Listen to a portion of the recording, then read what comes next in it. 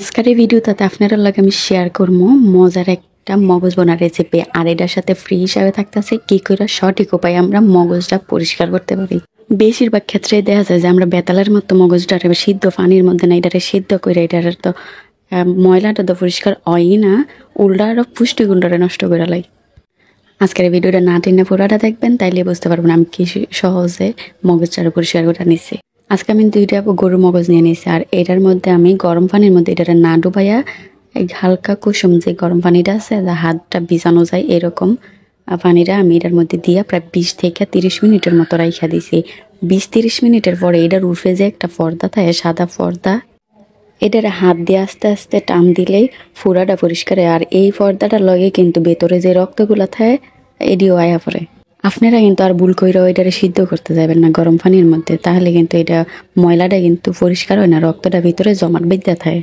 তো অবশ্যই এখন থেকে মগজ সিদ্ধ করার যে ভুল ধারণাটা আছে এটা আপনারা মাথা থেকে যাইরা ফালাই দিবেন, এতে পুষ্টিগুণটাও ঠিক থাকবে আর দেখতেও সুন্দর লাগবে। তো আমার কিন্তু এটা মোটামুটি এটা কিন্তু খুবই সহজ পরিষ্কার করাটা।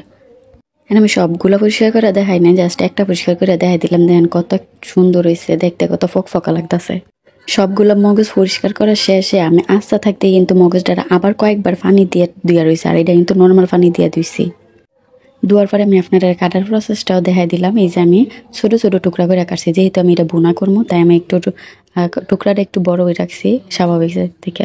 কড়াইয়ের মধ্যে দিয়ে দিছি অনেকটা তেল, আর মগজ বোনার মধ্যে কিন্তু তেলটা একটু বেশি দিবেন, কারণ এটা যেহেতু মগজ বোনা করতেছি।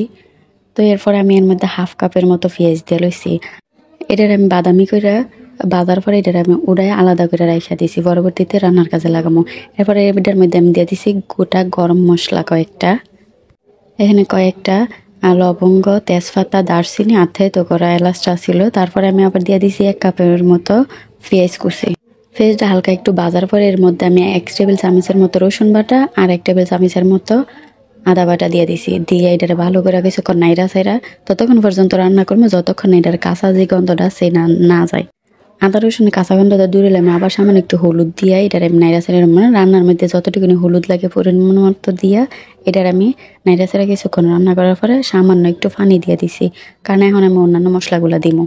আমি কিন্তু এর মধ্যে 3 টেবিল চামচের মতো মরিচের গুঁড়া দিছি, এটা যার যা জাল অনুযায়ী দিবেন। তারপর দিয়ে দিছি ধনিয়া গুঁড়া আর গরম মশলা গুঁড়া, জিরা গুঁড়া আর স্বাদ মতো লবণ। এবার সবগুলো মশলা আমি নাইরা সাইরা এটারে কিছুক্ষণের জন্য কষাই দিব, আর ঢাকনা দিয়ে ডাইকা দিছি প্রায় 2 মিনিটের মতো। 2 মিনিট পরে এটা যখন উপরে তেলটা উঠে আইব, এরপর আমি এটার মধ্যে দিয়া দিছি কাইটা রাখা মগজগুলা।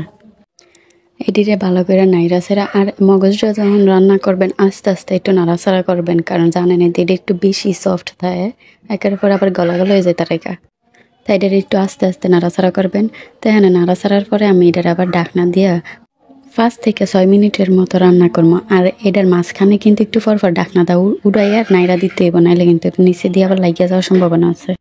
ঢাকনা দিয়ে এইভাবে 5 থেকে 6 মিনিটের রান্না করার পর এখানে কিন্তু আমার কষানোর প্রসেসটা শেষ। এবার আমি এটা আবার কিছুক্ষণ ঢাকনা ছাড়াই রান্না করে নিছি।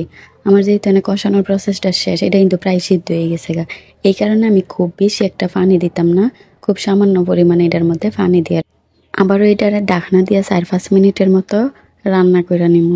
এবার আমি ঢাকনাটা উড়াইয়া এটার মধ্যে যে পেঁয়াজ বেরেস্তাগুলো করে রাখছিলাম সেটা উর্ফে থেকে সরাই দিছি, আর দিয়ে দিছি 4-5টা কাঁচামরিচ। এই কাঁচামরিচটা দিয়ে যতক্ষণ না পানিটা শুকাই যেতে আমি এটা বোনা করতেছি, তাই আমি একটু পানি রাখতাম না। এটার মধ্যে কিন্তু আমি তেলটা একটু বেশি করে দিছিলাম।